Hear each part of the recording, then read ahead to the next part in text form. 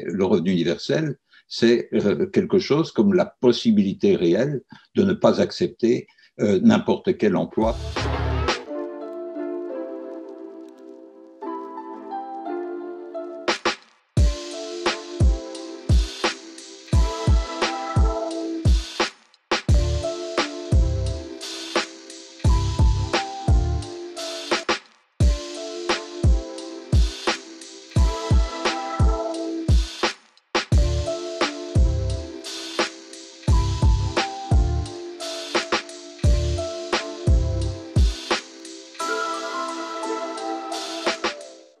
Et tout de même, quand on parle de revenu universel, un a priori apparaît très souvent dans la conversation. Comment est-ce qu'on peut croire que ce revenu universel ne favorise pas la l'oisiveté? Comment on peut imaginer que ce soit un moyen d'émancipation et non d'abrutissement des masses?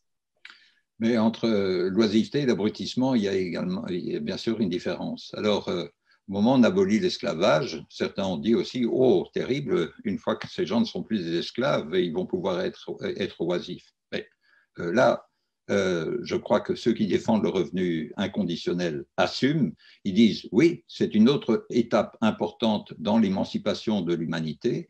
L'abolition de l'esclavage, ce n'était que la création, l'avènement d'une liberté formelle de ne pas devoir travailler pour d'autres. Le revenu universel, c'est quelque chose comme la possibilité réelle de ne pas accepter n'importe quel emploi pour ne pas devoir accepter n'importe quel emploi pour pouvoir survivre. Donc, de ce côté-là, ben oui, effectivement, c'est la fin d'une obligation de travailler. Mais est-ce que pour autant ça va conduire au farniente généralisé? Bien sûr que non. En premier lieu, parce que, au contraire de nos systèmes existants d'assistance sociale, ce n'est pas focalisé sur les pauvres. Au moment où on cesse d'être considéré comme pauvre, on ne perd pas le droit à cette allocation. Et par conséquent, donc c'est le thème familier autour